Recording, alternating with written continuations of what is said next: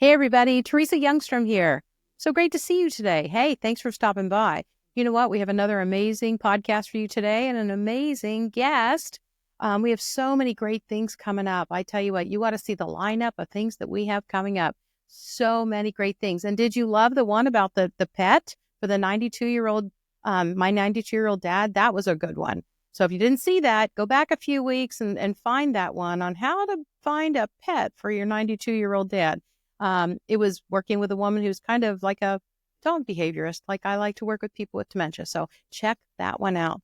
But today, I feel like we're into just a new realm.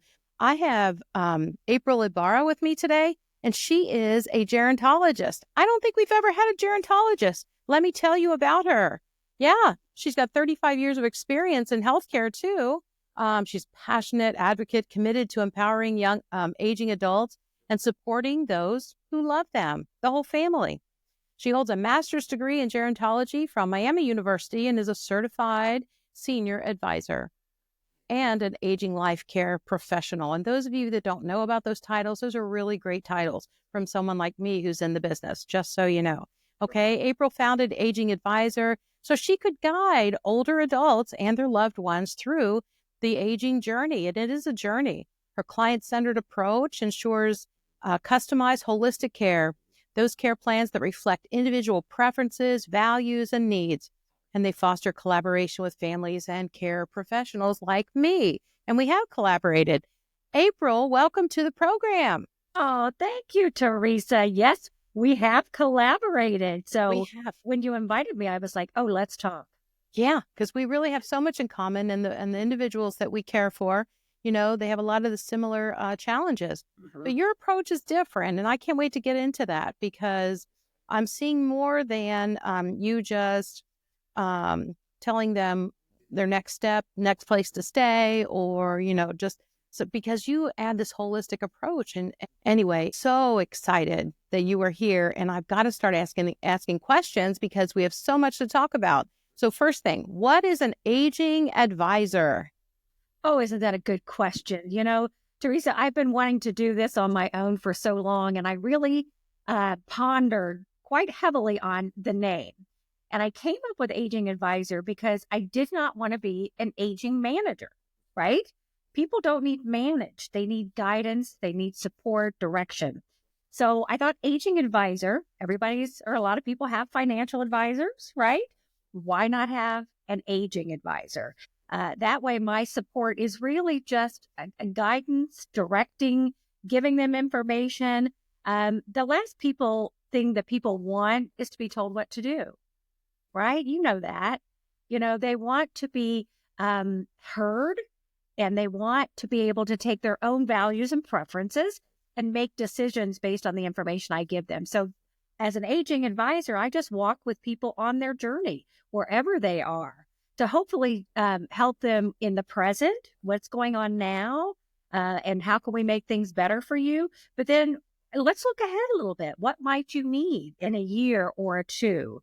So really just looking holistically at their situation and giving them someone to talk to and just some advice to make the best decisions for them. Not for me, but for them. I would bet they would love having you on their team to help them figure out what's going on. What is your approach to working with older adults and families? Mm-hmm. Well, I always say that number one, my client is the older adult. Mm-hmm. Now, it might be the family who gives me a call, says, hey, can you give us a hand? We've got some questions. Mm-hmm. But the client is always number one. So first of all, I look at that individual, that older adult, and get to know them. And I've said holistic a couple of times, and my background before gerontology was wellness. So I do come at everything from a wellness perspective because I think so many times in the aging space, we've got people around us who are looking at one specific thing. Your home's not safe. You have dementia. Oh, now you have cancer, or whatever the situation might be. And we just look at that one piece. And that doesn't really, it doesn't help the older adult as much as looking at everything that they need. So I look at the older adult. What do they need? What are their values? What are their preferences? What's going on in their heart? How are they feeling about all this? got to put ourselves in their shoes. And I know you talk about that all the time. Mm-hmm. And it's hard because families have one agenda. I'm worried. I want to protect mom or dad. I want them to be safe. Right. And the older adult is like, I'm a grown woman. I can make decisions for myself. And quite frankly, most times they can. Right. Kind of bringing those two things together so that everybody can have, a say, but ultimately it is that older adult to me that I'm working for. Yeah, that has to be so great to have you in the middle there, because we really don't know what the relationship's been with that daughter or son. And it's so great to have you in there to, because you already will have a better relationship with this person. A Since neutral person. It's always more difficult with families. I mean, come on, Right. we know it's speaking with your own families. And I often say that too, that we talk about, oh, your loved ones, you want to do this for your loved ones. Well, some relationships and families are not always quite loved ones, even though we love them. They can be very difficult relationships. It can. So being able to mediate that and help everybody is my goal. Right. And just know that you're so needed in the world right now. You're so needed. We're living longer. And the thing is, a lot of times kids are growing up miles, hundreds, thousands of miles away from their individuals and their parents or their grandparents. And so it's very difficult for them to then manage the care of that person or have the right relationship to do that. So exactly. So my gosh. Bridging the gap there. Absolutely. Yes, absolutely. That's why I think you're just so needed. How do you incorporate the wellness model into your practice? Yeah. Well, so that goes back to being holistic, right? And not just looking at the disease. I mean, certainly we're all getting older every day. I turned 60 last year. And so I'm like, I understand, I might be 20 years behind some of my clients, but I also understand what it's like to be older. Yes. And so I don't want to just look at one particular issue. I want to look at their mental health, their physical health. Where are they spiritually, right? How are they engaging in their environment? Do they have socialization? We know that loneliness, we talk about this, is an epidemic. It's as dangerous as smoking cigarettes. Oh, yeah. But yet people don't understand the isolation, I think, sometimes that older people. So instead of just focusing on what is immediately going on, I want to look at everything, right? Who were they in their life, and what did they do for a living, and how do they still feel meaningful, and how do they give back in their world? Because, just because they're a certain age doesn't mean their life is over. Right. So and they need purpose. Yeah. Everybody needs purpose. They just really do. So I really try to take a look at the whole wellness dimension and make sure that any plan I put together addresses every aspect so that they are feeling like they are living a full and whole life, regardless of age, disability, illness, anything like that. So important. Yeah. Let's see. Did I ask you this one? Why do you think families and older adults need guidance as they navigate the aging journey? Well, we live in this space, Teresa, right? Yep, So we do. We're familiar with it, but most families aren't, right? I'm always surprised people don't understand the basic concepts of the difference between Medicare and Medicaid. They don't understand how expensive care is. So honestly, I think people just, first of all, overwhelmed because it's super complex. And as an older adult is going through something, whether it's a disease or a change, maybe they've lost a spouse, now dad's dating again, and the family can't quite understand that. It's like, well, so it gets complicated because there's layers and layers of nuances to this person's life. Yeah. We can't just look at one aspect of it. So, and I don't expect them to know all this stuff. That's what I'm for, right? Right. Just somebody to point them in the right direction and help them understand what their options are, and then allow them to make choices. Right. So very important. And the thing is, you and I have been studying this for a long time. And I think about folks that all of a sudden just start having to experience it and what a huge challenge that is. Yeah. And to not understand what's going on. And then the emotions on top of it, because it is emotional. Yeah. For the individual and the family and those people around. And sometimes it's a spouse, right? All of a sudden, you're married and, you've been living together for 50 years and now your spouse has dementia or your spouse is dying of cancer. That's a lot. Well, I've seen spouses in their 80s, mid to late 80s, and they think they're fine and they don't need your cotton picking help. That's right. Yeah, because they're still the adults. Right. And so to be able to, so for a daughter or son to come alongside and try and give, all of a sudden they want to jump into the parent position. It's like, well, hold on there. That's going to work. That's going to get you in trouble. Yeah. So we better figure that out. Yeah. Oh, gosh, I like to do family mediation because I think everybody has the best wishes. They just don't know how to get where they need to go. Right. And I think you're right. That's the worst thing anybody can do. And I, my approach is a little bit different. I strongly believe that as long as somebody has a capacity to make decisions, even if they're bad decisions, they have the right. Now, you don't have to like it. Yeah. We got to respect them, though. Yeah, you got to respect that because that's not how to get them, their behavior to change, right? You have to work with them and understand, why are you reluctant? I think so many times family members will say, well, mom just refuses any help. Well, she refuses to tell you anything that's going on because she's afraid you're going to start taking away her autonomy. Yeah. And it happens a lot in my clients that as soon as a son or daughter feels like mom or dad's forgetful, they're taking the car away. Right. And it's like, oh, that can really hurt the relationship. We could do that a lot in a much different way. And it could be in the very beginning, and maybe that's not necessary at this moment, but fear sets in. Right. What's going to happen? Right. And it's just so hard. I compare it to, when we have a new baby, they sleep a lot. They need to eat and you change a diaper and they sleep a lot. And it's a slow learn to learn how to care for little people. And it's 13 years until they're teenagers. And, so we have time to learn so much and to be great parents for them. Right. But this whole aging thing with our parents, all of a sudden, they can have a fall and break a hip, and all of a sudden we're being thrown into something. It's like, whoa. Crisis. Right. And we can start ahead. I mean, and that's really kind of my goal, too, as an aging advisor. I mean, I am technically a care manager, but I'm really hoping that I can help people before it's a crisis, because by just working a little bit in advance on being prepared for the journey ahead, you're going to eliminate a lot of headaches. So true. And heartache. So true, to have some familiarity there. Yeah. Oh, yeah. And I think having a specialist like you with so much knowledge would help so much. And it's almost like you're teaching the parent and the children at the same time what's going on, and let them figure out what the options are together with the information you've provided, not one of the kids coming in and say, Mom, we have to do it this way. Right. Because that may not be the only way. It may not be the preferred way.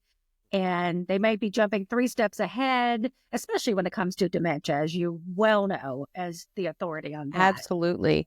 So what tips can you offer families who are listening today who aren't sure how to start a conversation about their loved ones as they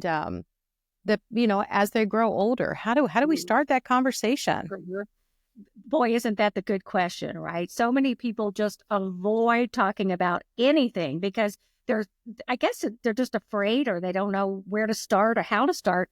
But I can assure you that if you don't start the conversation, you're going to have that conversation, sooner or later. And then it's probably going to be in crisis mode. As you said, mom fell and you've never talked about, okay, what's going to happen? Where would she want to go for rehab? Can she age in place? What does the finances look to pay for things? So sooner or later, the conversation is going to present itself to you. So I would suggest that as a family member, if you really are curious, what's mom's plans? What is, dad going to do if mom dies? Any of those things is to start somewhere, start slow. You can't just come in and say, Mom, I've been thinking about this. We've got to do this, this, and this because this, and this. And we throw this whole list and it just, what goes up, the hair goes up on the head and everybody's on fire. Yeah. So slow down, Start somewhere. Mm-hmm. Don't rush it. Don't think it's going to be a one and done conversation. You Right. start planting those seeds, I like to call it. And you do it at the right time. It's not during, Mother's Day brunch Right. when you start to throw out the fact that, Mom, I just don't think you can stay at home anymore. Yeah. During the holidays, during the holiday visit. No. Take your time and pick and choose your battles. And I've heard you Amen. say that before too, because boy, you're not going to get everything you want. You're not No. going to get everything you want. I know you're afraid. I know you're worried that something might happen to your loved one, but throwing it all out there and trying to accomplish everything on your list is not going to work. Just start slow, pick and choose your battles, and start somewhere and ask for help. I mean, that's what you're here for. Yes. That's what I'm here for. And there are some wonderful tools, and I've got a lot of things on my website, some family resource guides for having a family meeting and things like that. There's tons of things, and I've done some work of sorting through some of these things so you don't have to, go on the wild web and get overwhelmed even more. So important. And I think about impressing upon them that what you're doing right now might be working great, but know your plan B. Because our goal was always to keep my mom at home with her dementia, and she was wheelchair bound early on and then bed bound.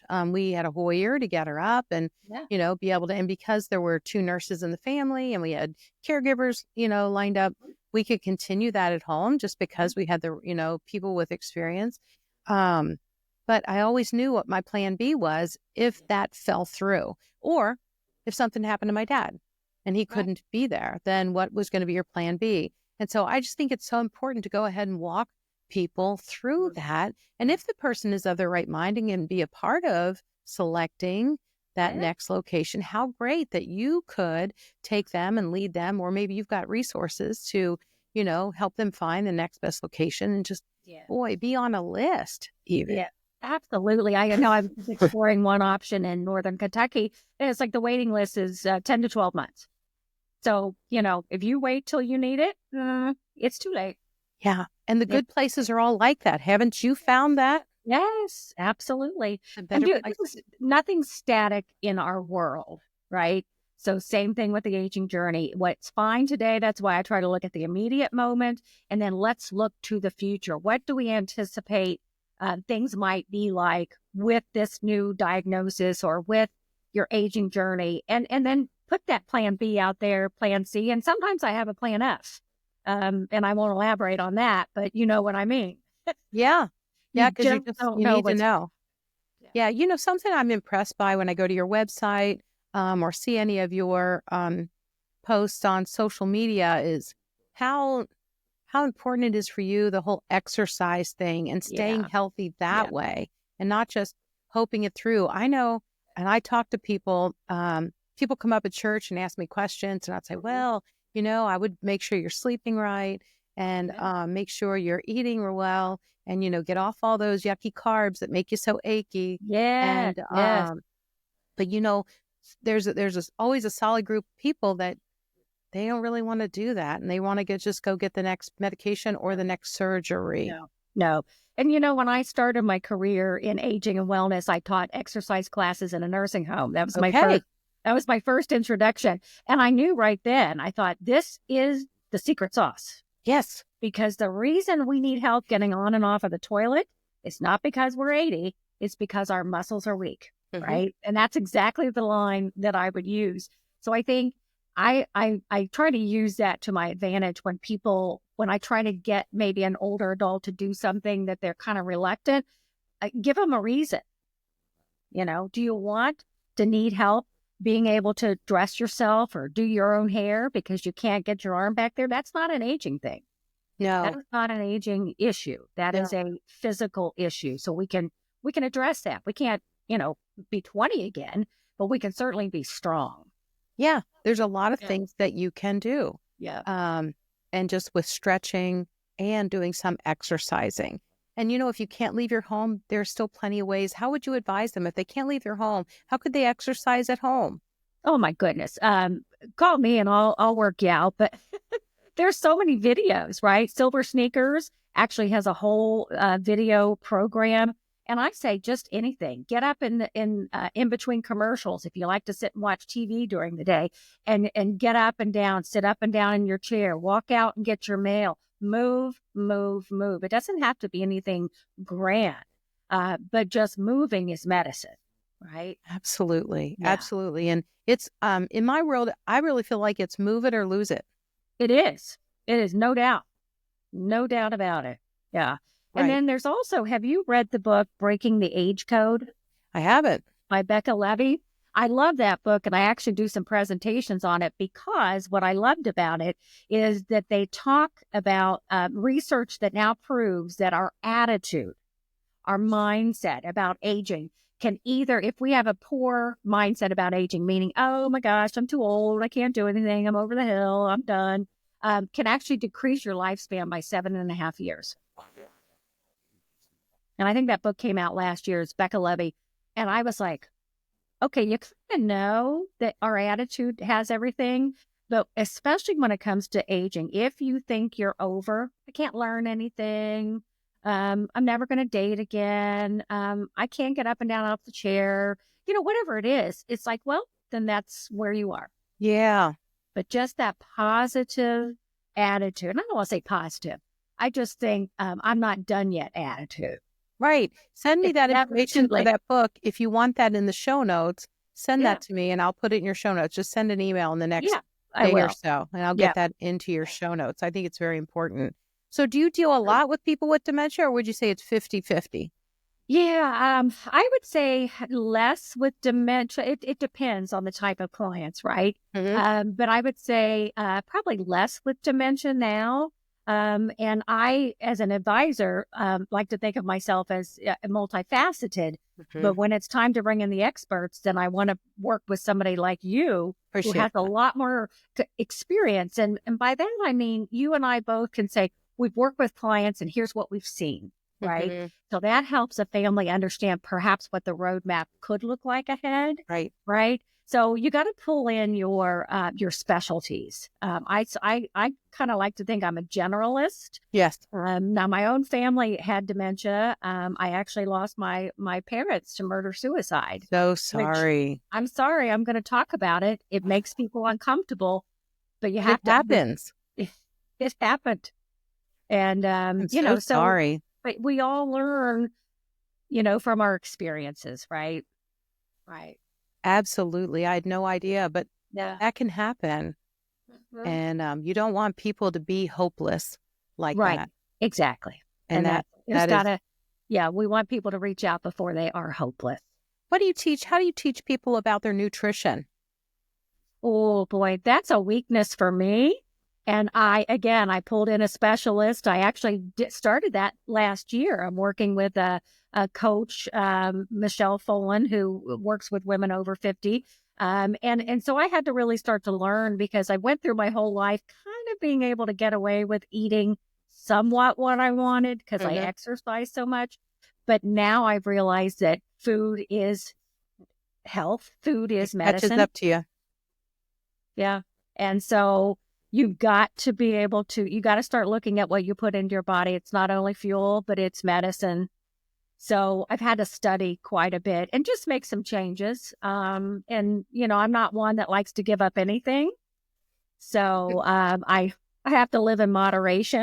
And Yes. so I've really cut my portions down. And then I have, a couple of good days where I'm like, okay, 4 days a week, I'm super strong and healthy and watching everything I eat. 3 days, I give myself some freedom, but Gotcha. it makes a difference, especially now we're hearing more Yeah. that food, what's in our food is really causing a lot of Oh, disease and disability. so important. Unavoidable. How about the medication list? Mm. Yeah, I mean, I'm not a nurse as you are. So, that's a little tougher area for me. I usually rely on experts, but certainly I do feel like people should know every medication they're on and what it's for. First Right. of all, Right. they need to avoid that polypharmacy. I think I've learned a lot from you as well. It's like medication is not always the answer. Right. So be Right. careful and know what you're on, what it's for, but don't be afraid of it. I mean, I was diagnosed with psoriatic arthritis last year, Okay. and I did finally go on some medication, but it changed my life in a good way. Okay. So, I mean, I'm not afraid of medication, but like you, I'm like, let's be careful here. Yeah. There's no It's magic. not all bad. And some of it is, Yeah. keeps us alive. Yeah. But I do think that there are some that, I mean, if you're taking 15 pills a day, I think we need to hit the pause button. Yeah.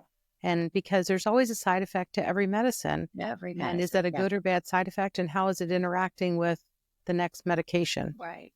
And if you're not doing anything positive for your health, you're not exercising, you're not watching what you eat, your attitude and your hope is not where it needs to be, and you're trying to fix it all with a pill, I would say let's try a little balance, right? Maybe split that in half and have work on some wellness and some good things for yourself that you can do, and then use the medicine as well. But you might be able to avoid, over medicating if you also work on your personal health. Yeah. Oh, I think absolutely. That's so Yeah. good. Do you sometimes advise families to bring help into the home? Um, and is that prior to maybe having to go to a community, or how's that normally Yeah. work for you? Yeah. I mean, I think it just depends, right? I mean, what do you need? What aren't you able to do? I just did a presentation on aging in place, and I think it is fun to really start to look at it's not all or nothing. So many times we can stay at home with support, right? Right. And remember, that support is there for a reason, Mm-hmm. and that's to keep you independent Mm-hmm. and making your own decisions and having the coffee when you want to have the coffee, getting up when you want to get up.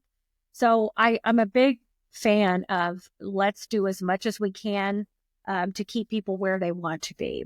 And then sometimes it's no longer appropriate to be at home, Right. as we know, and that could be related to dementia.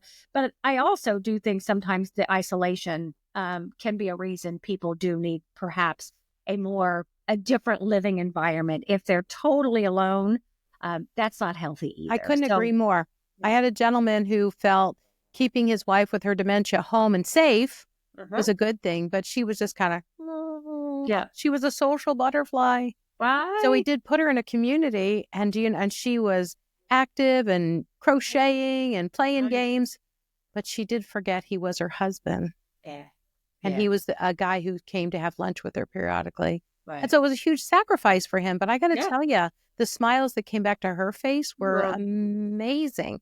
yeah. Huge sacrifice that he made. But you and I both know if you're talking about one person with dementia or any senior aging, we're talking about one person. Yeah. And we're all individuals who may have different needs and healthcare needs and diet needs and exercise needs and Yeah. all those things. And so it's so Yeah. good to have someone like you out there being a resource to guide folks in that right direction, because there's so many people who really don't know what to do No. all of a sudden. So Yeah. here's what I need you to do. Yeah.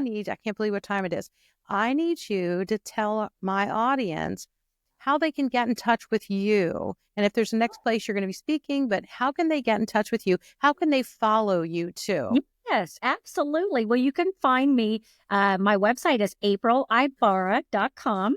And you can find me on social media as Ask April About Aging. And I'm sure you'll have some links in there. And I am going to be speaking. Crescent Insurance over in Northern Kentucky has a new educational venue. And I'm going to be doing a whole 4-part series on wellness. And that's free to the community. So you can check that out as well. And I am available to come out to groups and talk as well. Fantastic. And I've seen you in person and it's wonderful. Thank you so much for being here today. It's my pleasure. I know the audience is going to be thankful they get to hear what's on your mind too, and what wealth of information you bring to families. This has been great. Hey, everybody, you got to check out April Ibarra. She has so much to offer, brings so much to the table. And I know many of you could use help like this with your situations. So follow up with her. We will have her information in the show notes for you. Again, I'm Teresa Youngstrom, and this is Memory Care with Teresa Youngstrom. Thanks again for being here, and we will keep working to serve you. Keep in mind now, you got this.